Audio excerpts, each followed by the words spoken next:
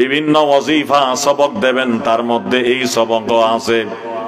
কম কথা বলবেন, কম খানা খাবেন, কম ঘুমাবেন, মানুষের সাথে মেলামেশা কম করবেন, একা থাকার বেশি অভ্যাস করবেন।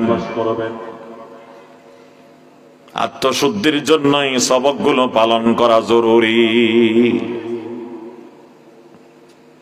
কিল্লাতুল কালাম, কিল্লাতুত তাআম, কিল্লাতুল মানাম, কিল্লাতুল ইখতিলাত মাআল আনাম। কম কথা বলা, কম খানা খাওয়া, কম ঘুমানো। হায়াত তো সীমিত, 15 বছর চলে গেছে বালেগ হওয়ার আগে।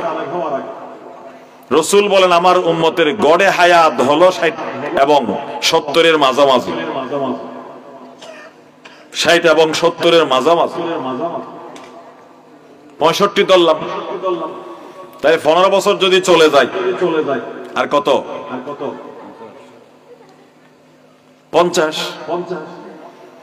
এই 50 বছরের মধ্যে 25 বছর ঘুমে চলে যাচ্ছে। শীতকাল এত বড় রাত, তারপর আমরা ফজরের নামাজে উঠতে পারি না। মুরব্বীগণ, বন্ধুগণ, আমরা ঘুমানোর জন্য ইচ্ছা মতো সময় পাবো কবরের মধ্যে। জাগো না হে জাগলো আফলাককে ছায়া তলে, জাগো না হে জাগলো আফলাককে ছায়া তলে, হাসর তক সোনা পড়েগা কবর কে ছায়া তলে, হাসর তক সোনা পড়েগা কবর কে ছায়া তলে। দুনিয়া হলো জেগে কিছু আমল করার সময়, একেবারে পিঠ ব্যথা করে মতো দীর্ঘ সময় ঘুমানোর জায়গা হলো কবর। একেবারে অনেক দিন পর্যন্ত ঘুমানো যাবে।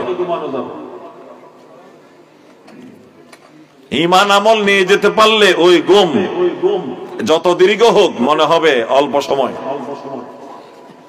কিয়ামতের দিন যখন ঘুম ভাঙবে, ডাকা হবে, বলে যে এখনো তো আমার ঘুম পূরণ হয় না, এত তাড়াতাড়ি কেন আমাকে ডেকে দেওয়া হলো?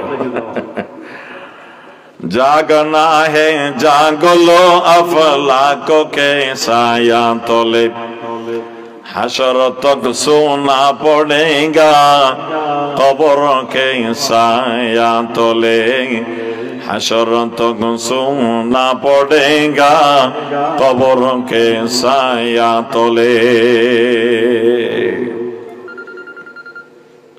ইচ্ছা করলে পারা যায়।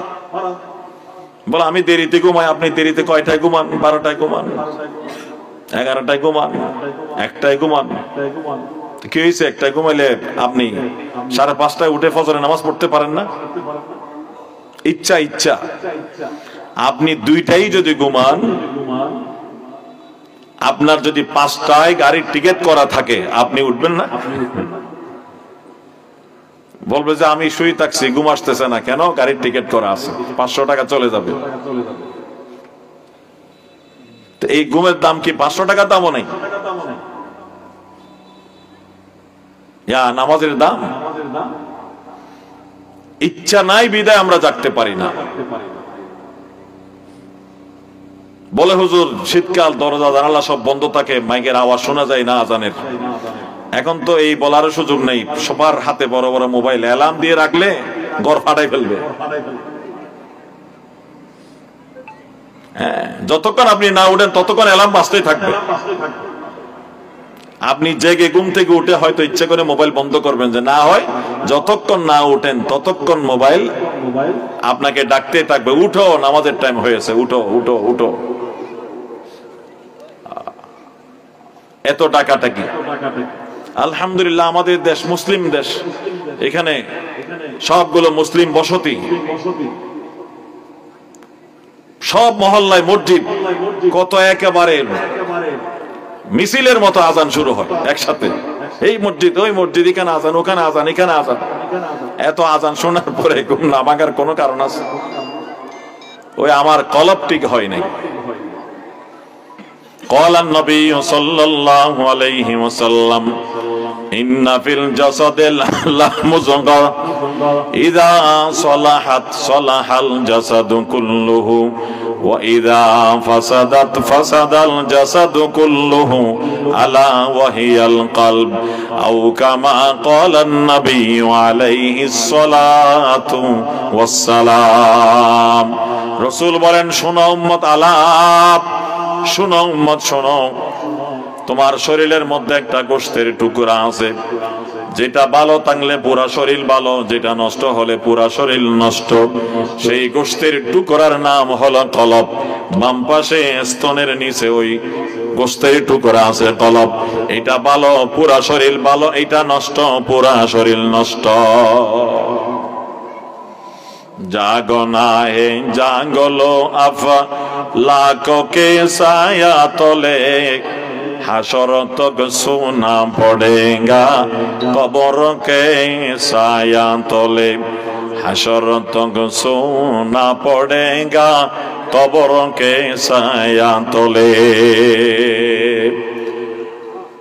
কোথায় ছিলাম সাহাবী প্রশ্ন করলেন মান নাজাতু ইয়া রাসূলুল্লাহ হুজুর আমার নাজাত এবং মুক্তি কেমনে হবে নবীজি বলেন শোনো তিনটা কাজ করো এক নাম্বার আমসিক আলাইকা লিসানাক আও আমলিক আলাইকা লিসানাক উম্মত তোমার জবান কন্ট্রোল করো জবান কন্ট্রোল করো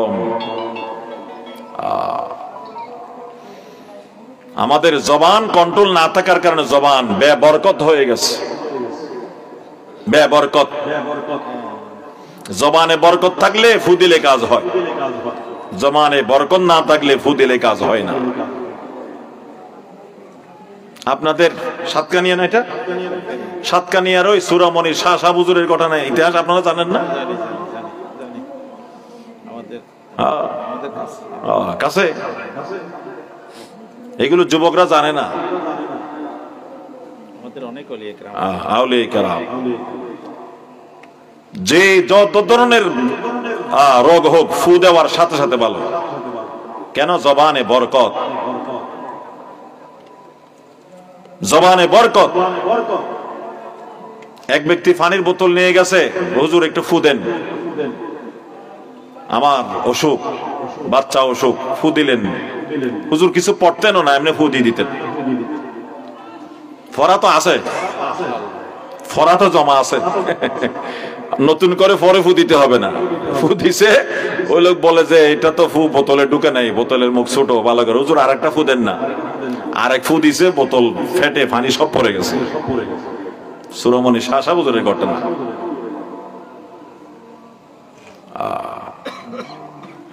মুস্তাজাবুদ দাওয়াত দোয়া করলে সাথে সাথে কবুল শেষ দোয়াও কবুল হয়েছে বলতে যে আল্লাহ এই দেশে যদি আমার মৃত্যু হয় কবর হয় আমার কবরের পূজা করবে মানুষ আমি হজে যাচ্ছি আমার মৃত্যু যেন সেখানে হয় হজ করার পরে মক্কাতে মৃত্যু মক্কাতে দফন উনি যাওয়ার আগেই দোয়া করেছিলেন যে আল্লাহ এখানে যদি এই দেশে আমার মৃত্যু হয় আমার কবরে মানুষ সিজদা করবে তুমি আমাকে এই বেলায়েত কারামত দান করেছো এই কারণে এগুলো মানুষ জানে আমার কবরে মানুষ সিজদা করবে এখানে শিরিক করবে আমি এই জমিনে মরতে চাই না এখানে আমার কবর যেন না হয় কবর যেন ওখানে মক্কাতে হয়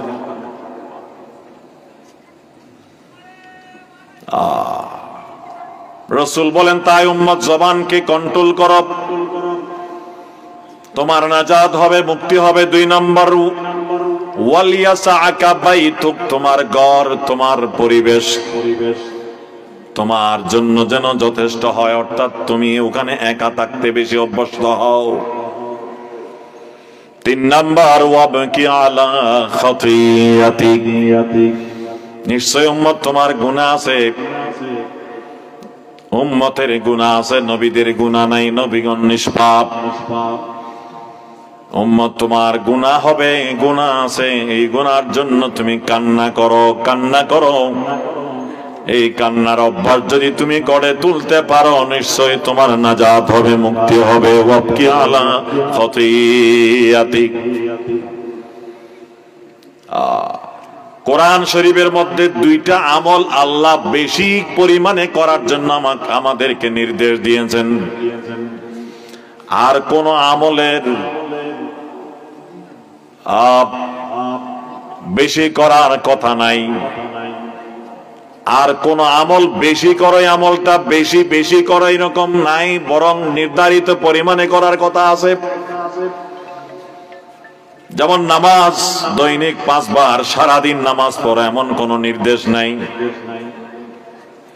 রোজা রমজান 1 মাস রাখো, সারা বছর রোজা রাখো, এমন নির্দেশ নাই। হজ জীবনে একবার করো, প্রতি বছর হজ করতে হবে, এইরকম নির্দেশ নাই। যাকাত বছরে একবার দিলে হবে, 2 বার দেওয়ার নির্দেশ নাই। সবগুলো নির্ধারিত আছে।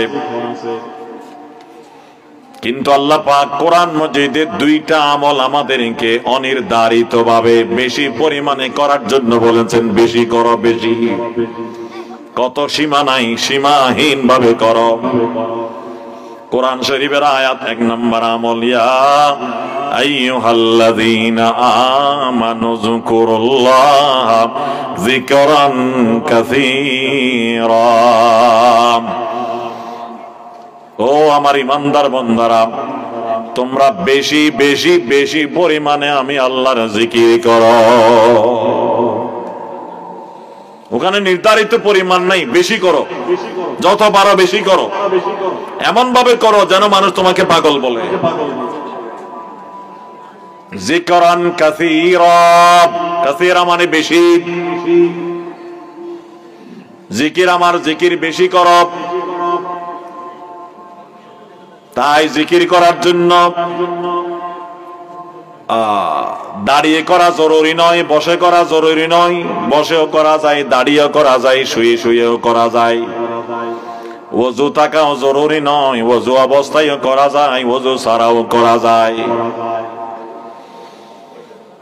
ঘরে বসেও করা যায়, গাড়িতে বসেও করা যায়, দোকানের ক্যাশের মধ্যে বসেও করা যায়। উযকুরুল্লাহা যিকরান কাসীরা। তোমরা আমি আল্লাহর জিকির করো বেশি পরিমাণে, বেশি পরিমাণে। এখানে কোনো সীমা নাই।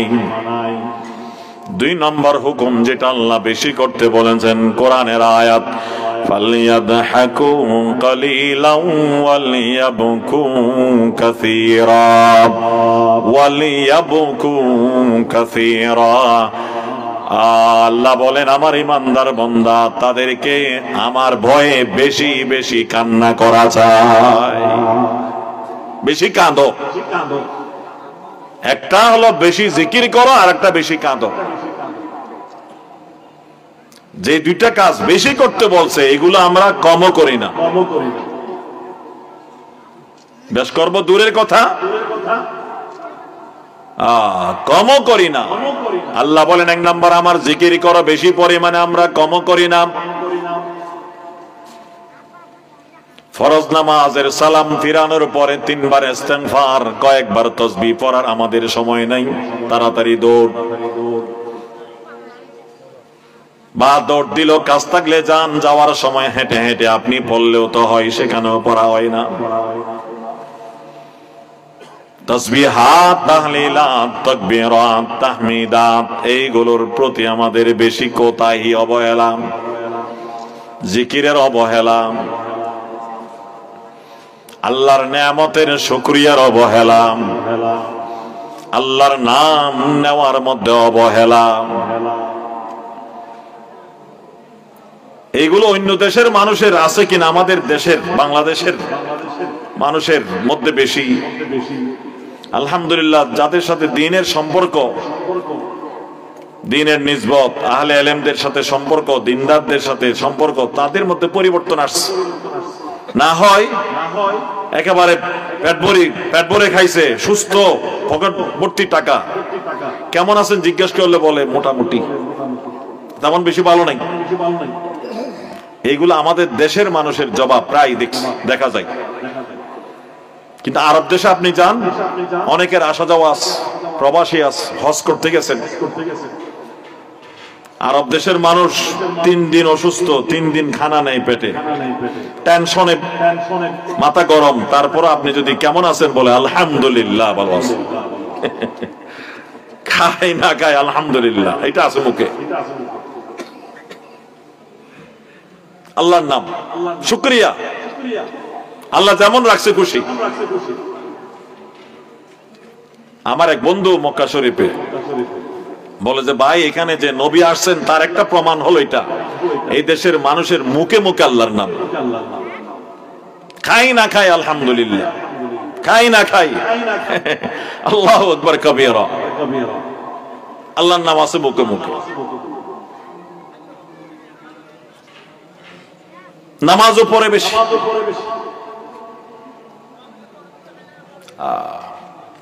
এক শায়েখ, সৌদি আরবের শায়েখ আমাকে বললেন যে আফসোস লাগে, এটা আমাদের আত্মসমালোচনা আর কি, যে আপনাদের বাংলাদেশের অনেক এখানে শ্রমিক যে আছে কাজ করে, আমাদের পরিচিত বন্ধু বান্ধবদের মধ্যে দেখা যায় অনেকে নামাজ পড়ে না। আফসোস করে বলছে আমাকে কথাটি।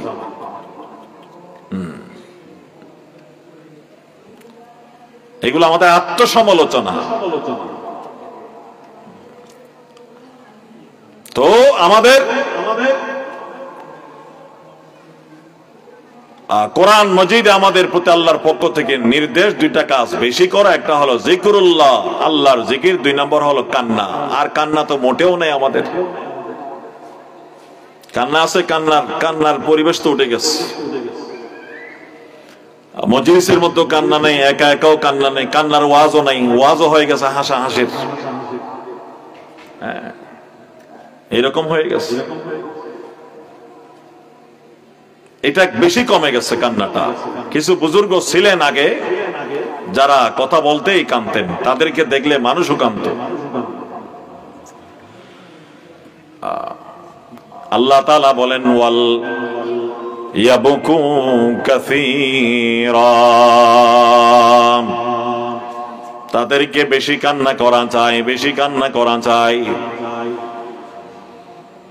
রাসূল করিম সাল্লাল্লাহু আলাইহি ওয়াসাল্লাম বলেন, উম্মত আমি যা জানি তোমরা তা জানলে তোমরা বেশি পরিমাণে কাঁদতে, কম পরিমাণে তোমরা হাসতে। লাউ তা'লামুনা মা আ'লামু লাবাকাইতুম কাসীরান ওয়ালা যাহিকতুম কালীলা।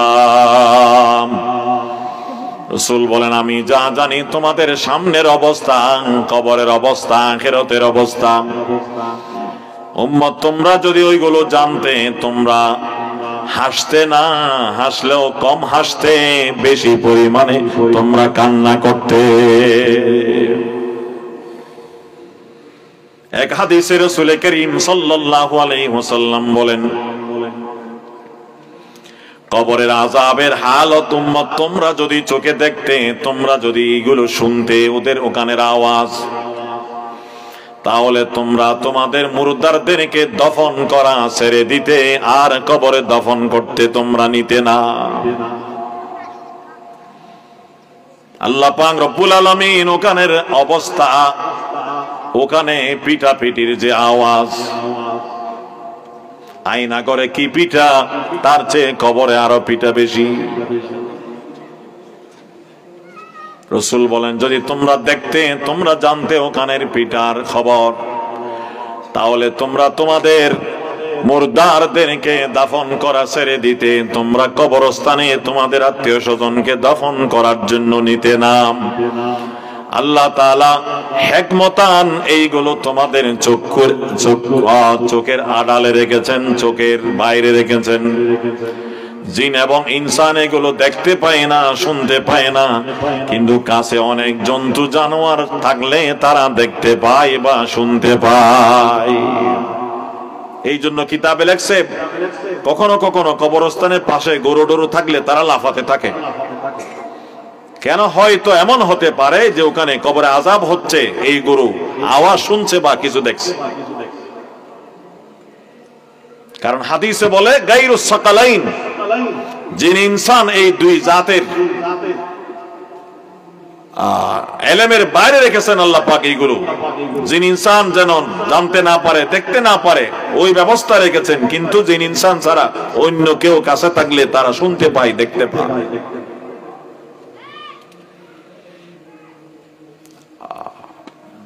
আল্লাহ পাক রব্বুল আলামিন বলেন, এক নম্বর আমার জিকির করো বেশি, দুই নম্বর কান্না করো বেশি। রাসূল ওই সাহাবীর জবাবে বললেন যে মুক্তি কেমনে হবে? 3 আমল কর। 1 নম্বর জবান কন্ট্রোল, 2 নম্বর হলো একা থাকার অভ্যাস গুনাহ থেকে বাঁচার জন্য, গীবত শিকায়ত থেকে বাঁচার জন্য। 3 নম্বর হলো আল্লাহর ভয়, কান্না ওয়াবকি আলা খাতিয়াতিক। তুমি যে গুনাহ করেছো ওইগুলো স্মরণ করে আল্লাহর ভয়ে তুমি কান্না করো। কেউ যদি এরকম নির্জনে বসে আল্লাহর ভয়ে কান্নার অভ্যাস করতে পারে, হাদিস শরীফে রাসূল করিম সাল্লাল্লাহু আলাইহি ওয়াসাল্লাম তাদের জন্য সুসংবাদ দিয়েছেন, কিয়ামতের ময়দানে আল্লাহর আরশের নিচে যে 7 প্রকারের মানুষকে আল্লাহ তাআলা ভিআইপি আসনে রাখবেন, তার মধ্যে এক প্রকার হলো ওয়ারাজুলুন যাকারাল্লাহ খালিয়ান ফাফাযাত আইনা। ওই ইমানদার মানুষ যে কোন জায়গাতে, ঘরের কোনায় হোক, মসজিদের কোনায় হোক, একা একা বসে বসে আল্লাহর কথা স্মরণ করে, আল্লাহর আযাবের কথা স্মরণ করে কাঁদতে পারে। ওয়ারাজুলুন যাকারাল্লাহ খালিয়ান ফাফাযাত আইনা। এই 3 আমলের মধ্যে 1 নম্বর আমল বলেছেন রাসূল জবান কন্ট্রোল। কথা শুরু করেছিলাম জবান দিয়ে। শরীরের ছোট অঙ্গ জবান, কিন্তু তার দ্বারা কাজ হয় বড় বড়। তাই রাসূল বলেন তোমরা জবানকে কন্ট্রোল করো, জবান দিয়ে সত্য কথা বলো, অসত্য কথা বলবে না। ইয়া আইয়ুহাল্লাযীনা আমানুত্তাকুল্লাহ ওয়া কুলু কাওলান সাদীদা। হে ঈমানদাররা, তোমরা আমি আল্লাহকে ভয় করো এবং সত্য কথা বলো, সঠিক কথা বলো, কখনো সত্য কথা বলবে না। অসত্য কথা বললে জবানের মধ্যে দাগ লেগে যায়, জবানের বরকত চলে যায়, গুনাহ তো হয়। ক্বালান নবী সাল্লাল্লাহু আলাইহি ওয়াসাল্লাম আলাইকুম বিসিদক ফাইন্নাস সিদকা ইয়াহদি ইলাল বির ওয়া ইন্নাল বিররা ইয়াহদি ইলাল জান্নাহ ওয়া ইন্নার রাজুলা লা ইয়াসদুকু ওয়া ইয়াতাহাররা বিসিদক হাত্তা ইউকতাবা ইনদাল্লাহি সিদ্দীকা।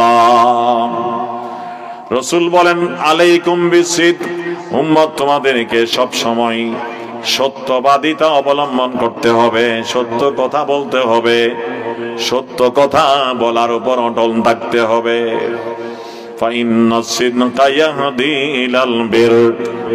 সত্য কথা বলা এটা সওয়াব, সত্য কথা বলা এটা মানুষকে আরো অনেক নেক আমলের দিকে নিয়ে যায়।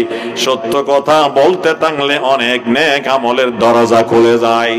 ওয়া ইন্নাল বিররা ইয়াহদি ইলাল জান্নাহ, আর নেক আমল সওয়াবের কাজ এইগুলো মানুষকে জান্নাতের দিকে নিয়ে যায়।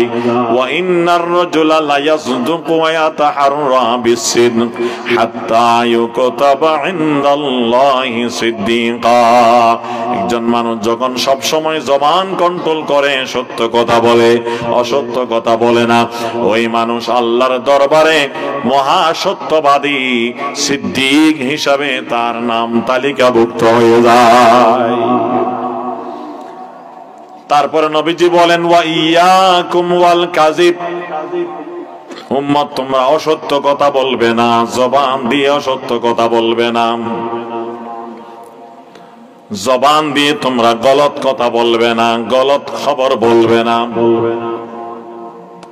ওয়ালা তাকফু মা লাইসা লাকা বিহি ইলম, যে বিষয়ে তোমার জানা নাই ওই বিষয়ে তুমি মুখ খুলবা না, যে বিষয়ে তোমার জানা নাই ওই বিষয়ে তুমি মন্তব্য করবে না। ওয়ালা তাকফু মা লাইসা লাকা বিহি ইলম ইন্নাস সামআ ওয়াল বাসারা ওয়াল ফুআদা কুল্লু উলাইকা কানা আনহু মাসউলা। তুমি জবান দিয়ে কি বললাম, কান দিয়ে কি শুনলাম, চোখ দিয়ে কি দেখলাম, অন্তর দিয়ে কি কল্পনা করলাম, সব বিষয়ে কিয়ামতের দিন তোমাকে প্রশ্ন করা হবে, জিজ্ঞাসাবাদ করা হবে।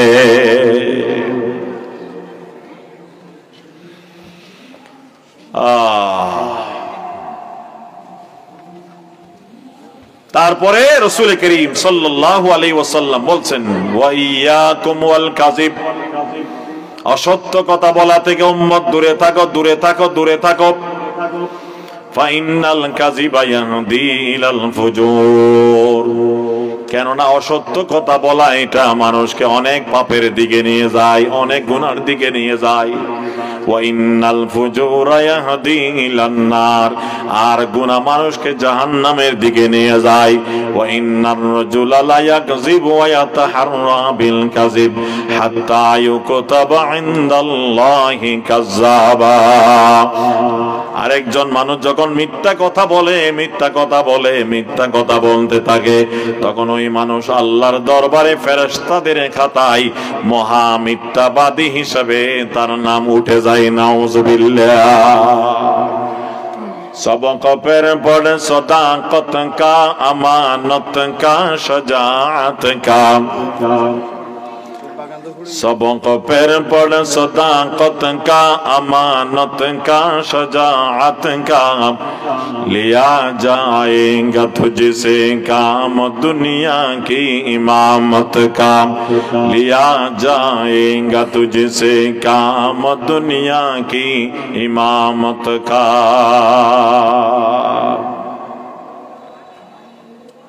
কত বড় সিফত এটা, সত্যবাদিতা, সাদাকত। আমাদের রাসূলের একটা বড় মুজিজা সাদাকত। সমস্ত আম্বিয়া কেরামের এক একটি মুজিজা সাদাকত। আপনি দেখেন, এই যে রাসূলের শত্রুরা, কাফেররা, মক্কার মুশরিক, মদিনার ইহুদি খ্রিস্টান, রাসূলের বিরুদ্ধে কত কথা, তাদের কত অপপ্রচার। কেউ বলে রাসূল হলো পাগল, নাউজুবিল্লাহ। কেউ বলে জাদুঘর, নাউজুবিল্লাহ। কেউ বলে গণক, নাউজুবিল্লাহ। এরকম যা ইচ্ছা তা বলছে। কিন্তু বড় খুশির খবর আমরা মুসলমান জাতির জন্য, রাসূলের কোন শত্রু, মুশরিক হোক, ইহুদি হোক, খ্রিস্টান হোক, যত বড় দুশমন হোক, কোন দুশমন রাসূল মিথ্যা বলেছেন কারো সাথে জীবনে কখনো এটা দাবি করতে পারে না। সাদাকত রাসূলের বড় মুজিজা। এই বিষয়ে একটা ঘটনা বলে 1 মিনিটে কথা শেষ করছি। রাসূল করিম সাল্লাল্লাহু আলাইহি ওয়াসাল্লাম যেদিন সফা পাহাড়ের উপর দাঁড়িয়ে কুরাইশের লোকজনকে ডেকে একত্রিত করে ঈমানের দাওয়াত দিলেন, ঈমানের দাওয়াত, তাওহীদের দাওয়াত, শিরক বর্জন করার দাওয়াত, মূর্তি পূজা পরিহার করার দাওয়াত। রাসূল সফা পাহাড়ের উপর দাঁড়িয়ে সকল মানুষের নাম ধরে ধরে ডাকতে শুরু করলেন বড় আওয়াজ। রাসূল সফা পাহাড়ের উপর দাঁড়িয়ে সকল মানুষের নাম ধরে ধরে ডাকতে শুরু করলেন বড় আওয়াজ। বিপদ আসলে, শত্রু আসলে, এলাকায় আগুন লাগলে, শত্রুর হামলা আসলে যেরকম মানুষ চিল্লায়, রাসূল ওইভাবে চিল্লাইতে শুরু করলেন সবার নাম ধরে। দৌড়ে দৌড়ে সব মানুষ সফা পাহাড়ের নিচে হাজির হয়ে গেল। কিরে মুহাম্মদ কেন এইভাবে আমাদেরকে চিল্লে চিল্লে ডাকতেছে? যিনি কখনো কারো সাথে বড় আওয়াজে কথা বলে না, আজকে কেন তিনি চিল্লাই? কোনো কারণ আছে? চল সবাই চল, কি বলে শুনি। সবাই জমা হলো পাহাড়ের নিচে, রাসূল সফা পাহাড়ের উপরে। তারপরে নবীজি প্রথম একটা ভূমিকা বললেন, শোনো আমার ব্যাপারে তোমাদের ধারণা কি? বলে আপনি আল আমিন, আস-সাদিকুল মাসদুক, আপনি আলামিন, আপনার মতো বিশ্বস্ত মানুষ আমাদের দেশে নাই, আপনার মতো বিশ্বাসী মানুষ, আপনার মতো সত্যবাদী মানুষ, বিশ্বস্ত মানুষ, আমানতদার মানুষ, মহাসত্যবাদী মানুষ আমাদের পুরা দেশে আর নাই, আপনি বেনজির একজন। রাসূল বলেন, যদি আমি বলি এই কুরাইশের উপর হামলা করার জন্য শত্রু বাহিনী আসতেছে, পাহাড়ের পিছন থেকে শত্রু একেবারে কাছে চলে আসছে তোমাদের উপর হামলা করার জন্য অস্ত্র নিয়ে, তোমরা আমার কথা বিশ্বাস করবে কিনা? সবাই এক বাক্যে বলল, বিশ্বাস করব, অবশ্যই অবশ্যই বিশ্বাস করব। কেন বিশ্বাস করব? কারণ তারা বললেন সবাই এক বাক্যে, মা জাররাবনা কাল কাযিব, মুহাম্মদ আপনি আমাদের মাঝে প্রায় 43 বছর পার হয়ে গেছে, আমাদের সমাজে আপনি বড় হয়েছেন, ছিলেন, সবার সাথে মিলামেশা করেন, এই 43 বছর বয়সে কারো সাথে কোন বিষয়ে কোনো দিন কোন জায়গায় একটি কথা অসত্য বলেছেন আমাদের জানা নাই, কেউ প্রমাণ দিতে পারবো না। যিনি সারা জীবন সত্য কথা বলেন, আজকে কোন দুঃখে মিথ্যা কথা বলবে? তাই আপনি যদি বলেন শত্রু আসছে আমাদেরকে মারার জন্য, বিশ্বাস করব আমরা। মা জাররাবনা কাল কাযিব, অতীতে কখনো আপনাকে আমরা অসত্য কথা বলতে পাই নাই। কেমন সার্টিফিকেট, কেমন সনদ! এটা কি সহজ? আমরা আমাদের এলাকার মানুষ থেকে রিপোর্ট নিলে প্রত্যেকের 5 জনের তারিফ করলে 2 জন হলো বদনাম করবে। 100 সবাই বলতেছে মহা সত্যবাদী। এই কারণে রাসূল করিম সাল্লাল্লাহু আলাইহি ওয়াসাল্লাম আরেকটা মাসালা বলেছেন, তোমাদের মধ্যে ভালো মানুষ হলো ওই ব্যক্তি যে তার স্ত্রীর জন্য ভালো। জানাজার নামাজে একজন জিজ্ঞেস করলো মানুষটা কেমন ছিল, সবাই দলের নেতা কর্মী আপন বন্ধু বান্ধব বলে খুব ভালো ছিল। শরীয়ত বলে এখানে 500 মানুষের ভালো সনদের দাম নাই, তার বিবির কাছে জিজ্ঞেস করো মানুষটা কেমন ছিল। কারণ তার জাহের বাতেন, তার ইবাদত মুআমালা মুআশারা, তার প্রকাশ্য জীবন গোপন জীবন সবকিছুর সাক্ষী তার স্ত্রী। স্ত্রী যদি বলে নেককার তাহলে সে নেককার, স্ত্রী যদি বলে বদকার সে বদকার। স্ত্রী যদি বলে ভালো মানুষ তাহলে ভালো। রাসূল বলেন, খায়রুকুম খায়রুকুম লিআহলিকুম ওয়া আনা খায়রুকুম লিআহলি, তোমাদের মধ্যে ভালো মানুষ ওই ব্যক্তি যে স্ত্রীর কাছে ভালো, আমি নবী আমার স্ত্রীদের কাছে ভালো। রাসূলের 9 জন বিবি, আগে পরে 11 জন, সবাই রাসূলের প্রশংসা করেছেন। কেউ কোনোদিন একটি বারো কোন বিষয়ে রাসূলের অভিযুক্ত হয়েছেন এমন কোন প্রমাণ নেই। অথচ দাম্পত্য জীবনে রাসূল সেটা ভিন্ন ব্যাপার, কিন্তু দাম্পত্য জীবনে হয়তো আরো একাধিক বিবি, 9 জন একসাথে বিবি। কিছু তো এইদর উদর হলে নিশ্চয়ই তারা বলতেন, হয় নাই, কেউ কোনো অভিযোগ করতে পারেননি। তো পুরা উম্মত, পুরা এলাকাবাসী সাক্ষ্য দিচ্ছে মুহাম্মদ আপনি সাদেক মসদুক আল আমিন, আমরা সনদ দিচ্ছি, তা আপনি যদি বলেন বিশ্বাস করব। এইটুক হলো কথা। এরপরেরটা বলে দেই। তারপর রাসূল যখন বললেন তোমরা যে মূর্তি পূজা শিরক নিয়ে আসো, আমি তোমাদেরকে সতর্ক করার জন্য ডেকেছি। মূলত এটা বললাম ভূমিকা। এই মূর্তি পূজা শিরক নিয়ে তোমরা যদি মারা যাও, জাহান্নাম অপেক্ষা করছে তোমাদেরকে। আল্লাহকে এক জানো, এক মানো, আমাকে নবী মানো, আমার আনুগত্য করো, তাহলে তোমরা মুক্তি পাবে। এই কথা বলার পরেই বিরোধিতা। রাসূলের চাচা আবু লাহাবের প্রথম প্রতিবাদ করল। এর আগে আবু লাহাব বলছে আপনি সত্যবাদী। জবানের হেফাজত। আল্লাহ আমাদের সকলকে বুঝার আমল করার তৌফিক দান করুন। আমিন সুম্মা আমিন। ওয়া আখিরু দাওয়ানা আনিল হামদুলিল্লাহি রাব্বিল আলামিন। ওয়া সাল্লাল্লাহু তাআলা আলা খাইরি খালকিহি মুহাম্মদ ওয়া আলিহি ওয়া সাহাবিহি আজমাইন। আযান হয়ে গেছে, আমরা নামাজের জন্য প্রস্তুতি গ্রহণ